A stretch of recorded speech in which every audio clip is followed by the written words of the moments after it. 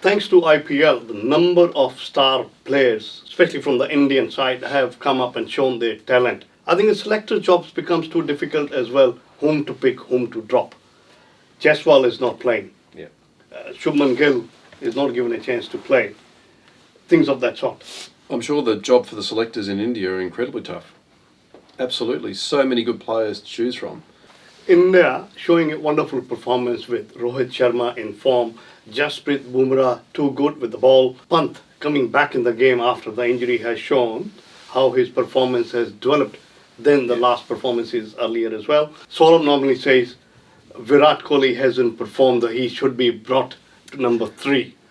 Talking about the other teams in the fray, South Africa managed to win against the West Indies, though it wasn't a very convincing win. They made heavy weather out of it. Do you think that the nerves are kind of on their way up again when it comes to crunch moments? So the question you're asking, will South Africa choke again In other words. in a World Cup? Is that really what you're asking? I think they've got some demons that they really need to exercise and put to bed. I'm sure Afghanistan will look to him like those other 2 key players, Rashid, Zadran, etc., that they'll look to make sure that he's in the change room, he's in the side, as being a confidence booster. So they'll be doing everything they can to get him back in. South Africa and India are the only unbeaten team so far in the tournament. So they have a bigger challenge against South Africa. And Sure, but one thing we do know about T20 cricket is I think it's about respecting the opposition, respecting the opportunity on the day.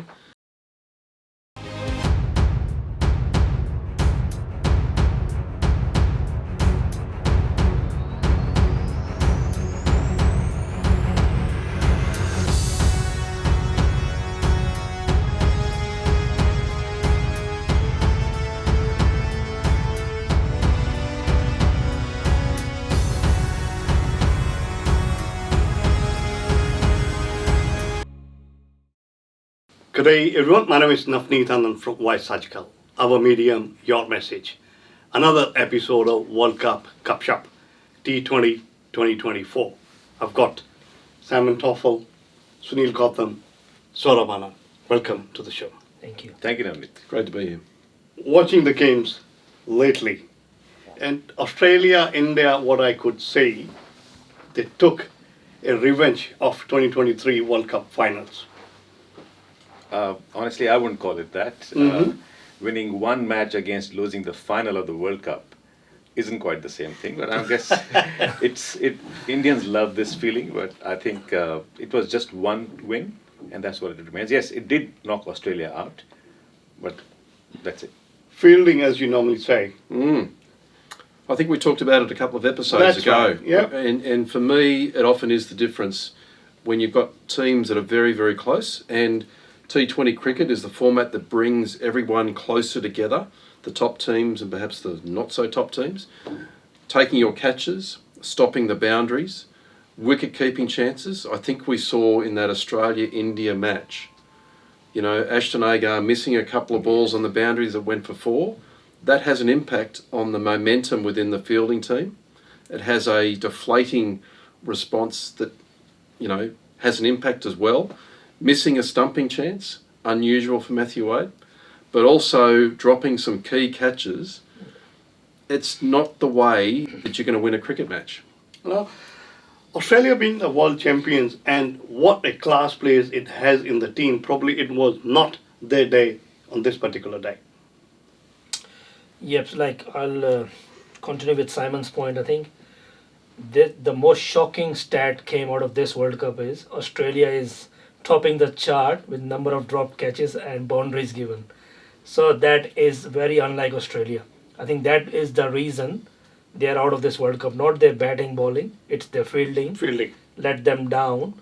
So if Australia is coming on top for the number of dropped catches in the tournament, that says a lot about Australia, which never happened before. This is the first time we have seen a stat like this. So yes, that, and not just against India, even against Afghanistan, the way they fielded, they could have bowled out of Afghanistan for 120 odd. But because of their dropped catches and misfielding, they gave extra 21 runs, and that was the difference between their win and loss ratio.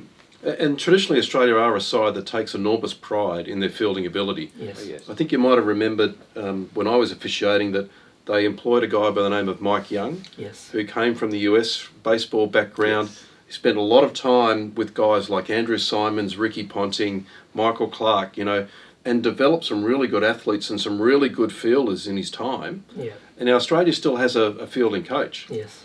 So I think that's the area that they've got to focus on after this World Cup. Yeah. I think Mitch Marsh, I mean, he obviously takes a lot of pride in his fielding. When you have people like Mitch Marsh dropping a catch and people like Kuldeep Yadav diving forward to take a catch, that kind of sums up the kind of game we had. Got to take those opportunities. Simple as that. Afghanistan. Yep. The boys continue their march.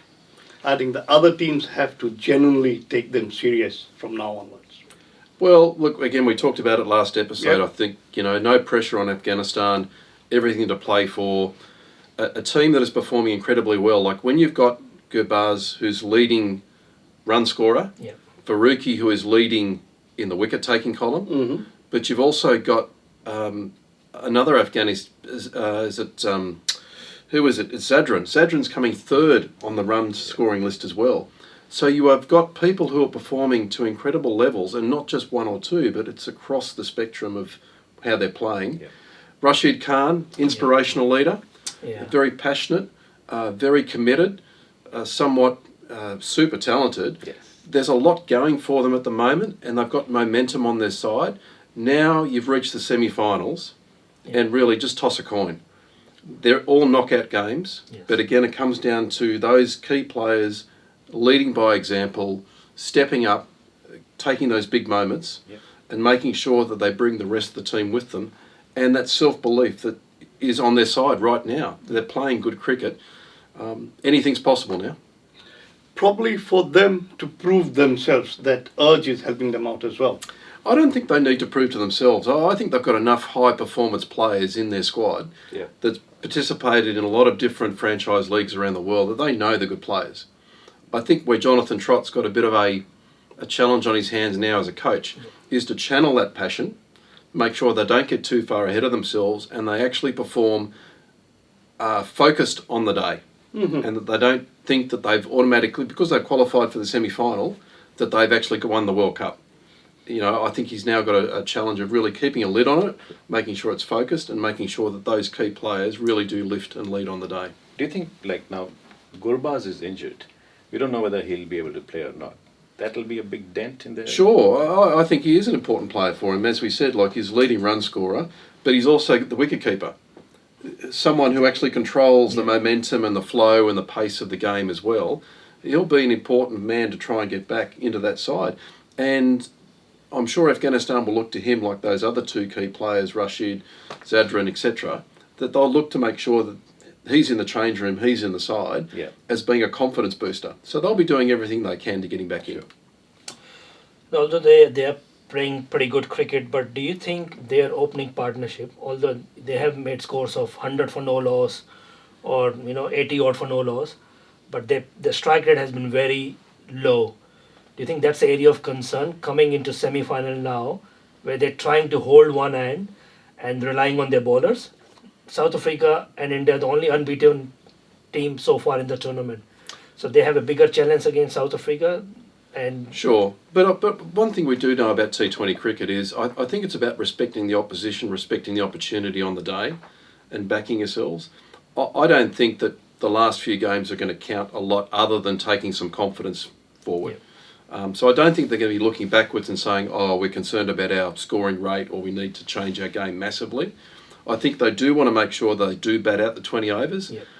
So I think maybe that's been an impact on their scoring rate as to why they've been where they are. But I think now going forward, every game's a knockout. Everything to win, nothing to lose, really. Even if they bow out in the next semi-final, people are going to say, pat them on the back, done really well, had a good tournament, but the job's not done. And again, I go back to the coaching staff, that they're going to have to focus that momentum now and say, the job's not done. We've now created an opportunity for ourselves, let's execute. Talking about the other teams in the fray, South Africa managed to win against the West Indies, though it wasn't a very convincing win. They made heavy weather out of it. Do you think that the nerves are kind of on their way up again when it comes to crunch moments? So the question you're asking, will South Africa choke again In other words. in a World Cup? Is that really what you're asking? I think they've got some demons that they really need to exercise and put to bed. You know, and again, they've created that opportunity getting to a semi-final, realising that they can do that if they play well enough. Yeah. What we do know about South Africa, again, world-class players. Quentin de Kock, on his day, Yeah. he can do anything. And he probably will do anything. Yeah.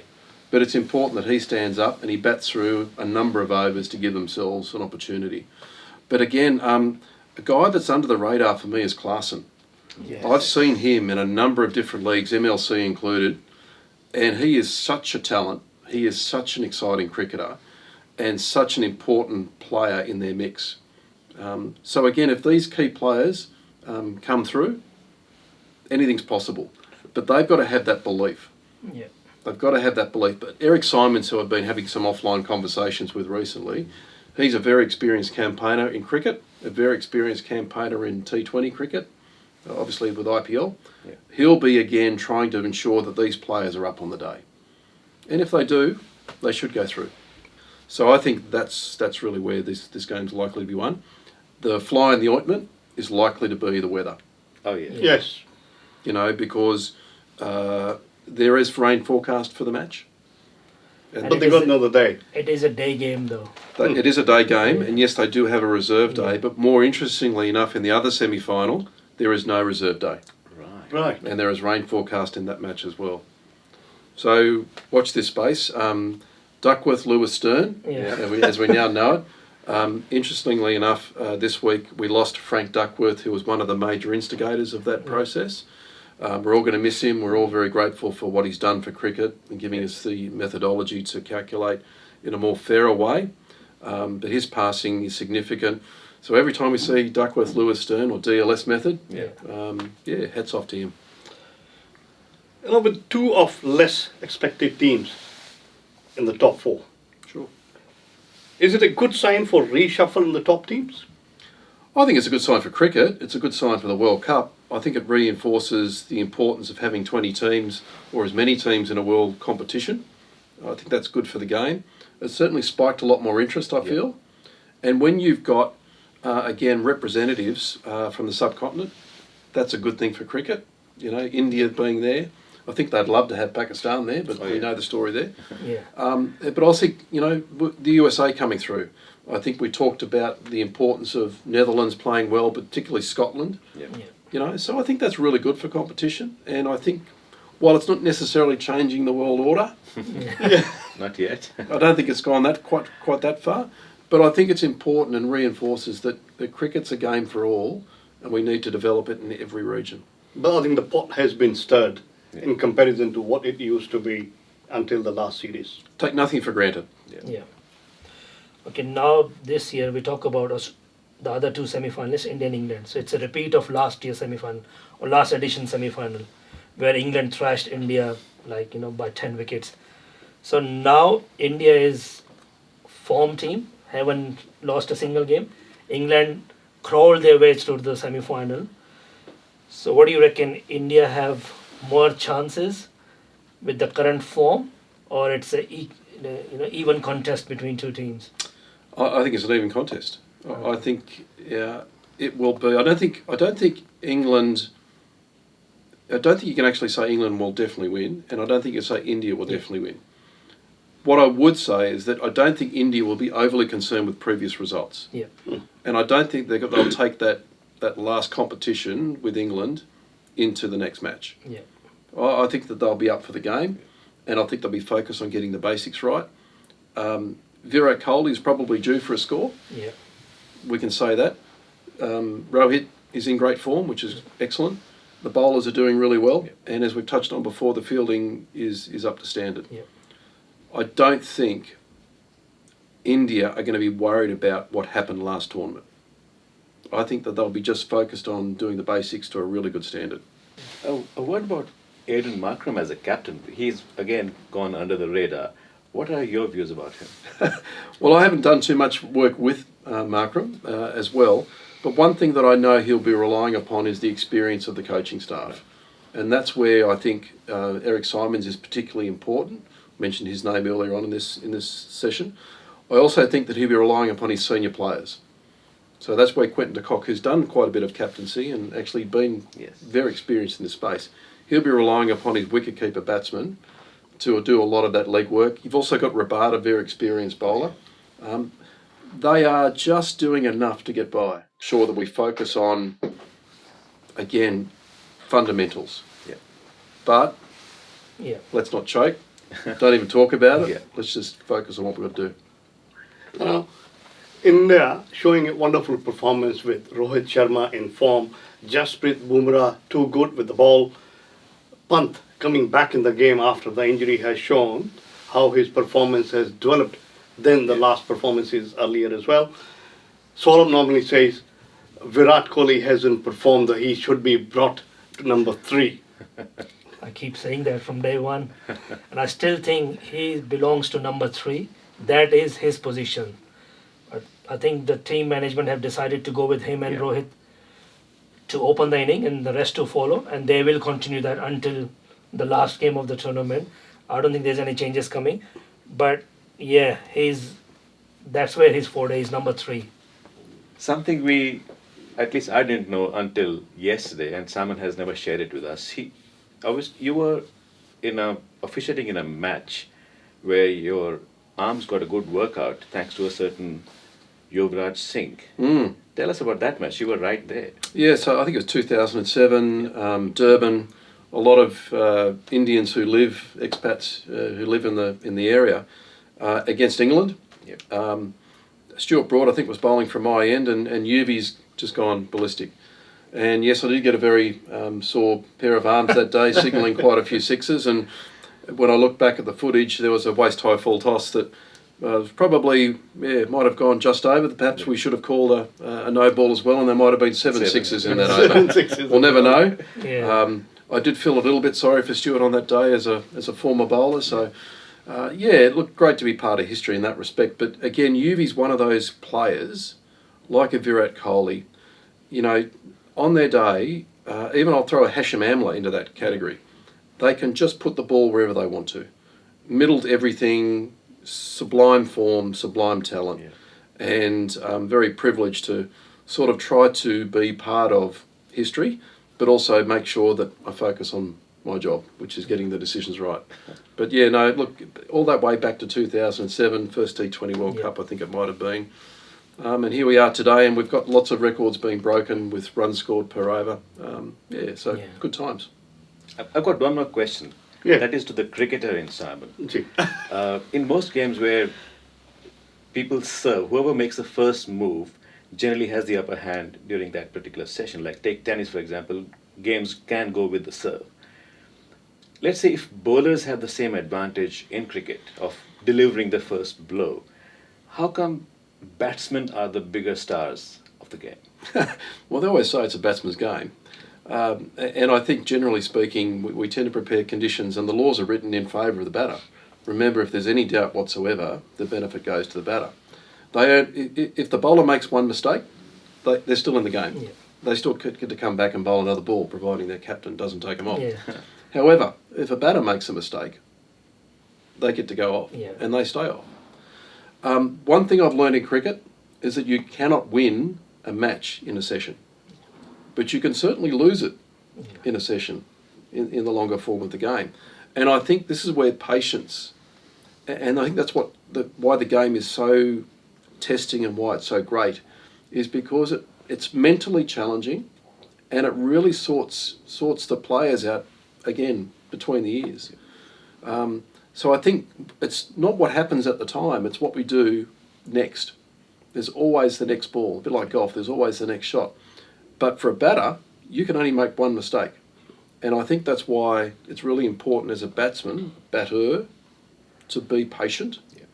And as a bowler, also to be patient. So again, officiator guys like Glenn McGrath, line and length, line and length, line and length, hit that spot often enough and create anxiety for the batter, waiting for them to make a mistake too. But again, I come back to, in my experience, you can never win a match in the first over or two. Yeah. or in the first session, the longer form of the game, but you could certainly lose it. Okay, so now we've spoken about all the teams. Okay, we have Australia is out, New Zealand is out, Pakistan is out. They were the favourites to enter at least semi-final spots. Bangladesh, they have been playing cricket for more than 30 years, and they are yet to establish themselves in the top even 5-6 in world cricket. In your opinion, what's going wrong in their cricketing fraternity? Like, it's been 30 years. Look at Afghanistan; they only came a few years ago. Even Netherlands, Scotland, they're coming few years ago, and they're performing already. Bangladesh, apart from 2-3 upsets in last 30 years, they have not been able to perform with the way they should be after playing cricket for that long. So you reckon is it a mindset issue or? Oh, probably a number of issues. I mean, I'm not in their dressing room. I'm not in their performance program, so not privy to what's going on there. But from the outside looking in, I think you're looking at their level of consistency. Yep. And so then you've actually got to go back to the process. And so walking in high performance with match officials and various companies and corporates, it's not about the outcome, it's about the process. Yeah. So I think David Moore, who's actually in Bangladesh now as part of their performance program, formerly from West Indies, formerly from Cricket New South Wales. David's a great man. He's got tremendous intellect around performance. I'm sure that he is working long term. And look, these things, they're like big ships. Big ships take some time to turn, but they also don't just start at the top end, they start at the nursery level. And so the performance pathway and what needs to happen is around process. So around getting those basics and fundamentals right. So we've talked about most of those things in today's session. Yep. They're now looking to be patient with that process and believe in that process. And then make sure they've got strong leadership and they've actually got decision makers like selection and like investment that is meritorious. It's based on meritocracy, that the right people are getting selected for the right reasons. And so we need to make sure that nepotism is dealt with. Yeah. And it's not who you know or what you know, it's actually what can you do and are you part of the future of cricket. And then it's a matter of making sure that these players are accountable and that everybody in the system is accountable, whether it's umpires, referees, whether it's players, whether it's coaches, selectors. The same level of accountability applies through that. So now you start to look at the whole ecosystem of performance. And that's a tough thing to do, but there's a lot of hard decisions to be made. And that's a long time of investment to try to get those results. So it's a very long answer, but that's what it takes. They have definitely taken a very long time. I already have. Yeah. Talking about the selectors, as you said, thanks to IPL, the number of star players, especially from the Indian side, have come up and shown their talent. I think the selector jobs becomes too difficult as well, whom to pick, whom to drop. Jaiswal is not playing. Yeah. Shubman Gill is not given a chance to play. Things of that sort. I'm sure the job for the selectors in India are incredibly tough. Absolutely. So many good players to choose from. But they'll be looking not just at the qualities of each player from a performance perspective, they'll be looking at combinations. Mm-hmm. They'll be looking at oppositions. They'll be looking at conditions. And they'll be trying to pick a squad of players that actually suit the oppositions, that suit the conditions. And they'll be looking at combinations, whether they're opening batting combinations, middle order, bowling, etc. And they'll be looking at experience and all those other factors. Incredibly tough job. Absolutely. No question. I would not want to be an Indian selector. Absolutely not. Talking about Indian cricket, I mean, you know that landscape very well. With Virat Kohli's performance in this World Cup so far, would any lesser players have been dropped by now, or at least questioned? More than likely. More than likely. But here's the thing. Virat's, we say with more experienced players and officials that simply because of your outstanding results and abilities, you have a bit of an insurance policy. You know, you're not going to be dropped as quickly as someone who's just come into the side and perhaps hasn't found their feet and needs to go back and relearn their game. That's why I say that Virat's very close to clicking and actually producing in the next match. He knows that, Nobody else needs to tell him that. The fans don't need to tell him that. The selectors don't need to tell him that. Yeah. But also, Virat is someone who brings a lot of other things to the team other than his run scoring ability. And so that will be a factor within the team makeup and the team mix. Now, the question would be going forward, would Virat Kohli be in the next World T20 Cup team for India? That's probably more of a longer term question based on all the other selection issues that they've got going on in their mind. So this may well be Virat Kohli's last T20 World Cup for India. Even Rohit Sharma's. And talking about the last World Cups, I mean, one would have hoped that David Warner gets a better send-off than what he got. I mean, he's just ending at a... Well, here's the thing. I mean, for me, the game comes first. You know, and I'd be very conscious of players who are particularly looking to say it's all about me and go out that way. Yeah. But, you know, to David's credit, you know, he was in the top 10 of runs scored within in the tournament. He'd come in number 10. He'll be disappointed to go out again, not only just with a score of 6, but to not finish on a high in terms of the team performance, and to not make the semis and to not win. So he would have gone there wanting to finish on top with his team. And I think that's what we need to recognise, is that the game comes first, the team comes first, and individuals. And I remember when I did the 11 World Cup in India with Sri Lanka and India, and I look at Mahela Jayawardena's performance scoring 100 in that final, I know categorically that Mahela would have given up his 100 to be lifting the cup. That's right. Definitely. You know, so the game is not about the individuals. The game is about the team, and it's about playing for your fans, and it's about making sure the game is successful. But yes, so David will be somewhat disappointed to go out on that way, but that's just the way the sport works. You know, talking about the selfless play, Rohit Sharma, if you look at him, the way he plays, rather than playing for the century, he was still hitting it for a 6, even if being on 92. Yeah, definitely. I think he was, like, apart from Australia fielding on that day, he was the major difference between win and loss for Australia. So the way he batted, he was just smashing everyone all over the park, not just one or two bowler. Everyone, Stark, Zampa, Cummins, Maxwell, everyone, you know. Stoinis, it was a forgettable day for Australia. But knowing Australia, they have already started planning for the next World Cup. So this is Australia for you. It might be different captain, no David Warner, you know, there might be no Maxwell, because I think he has passed his prime. But it is a big call, but his performance in last couple of years, it's always one knock in the whole series, which can be a match-winning one, but that's where I think he's lacking. The consistency is lacking with him. So it's time to give youngsters like, you know, the McGurk and Carey, and we got some, I think this keeper in Melbourne. These guys needs to come in front, and I think for me 2020 cricket, it should be below 30. Anyone over 30 should not play 2020 cricket. There'd be a lot of current players that would be playing. Yeah. Yeah, the final one from you, Sunilji. Oh, well, we would really have liked to have Simon with us after the final of this World Cup has been played, but Simon is traveling to US.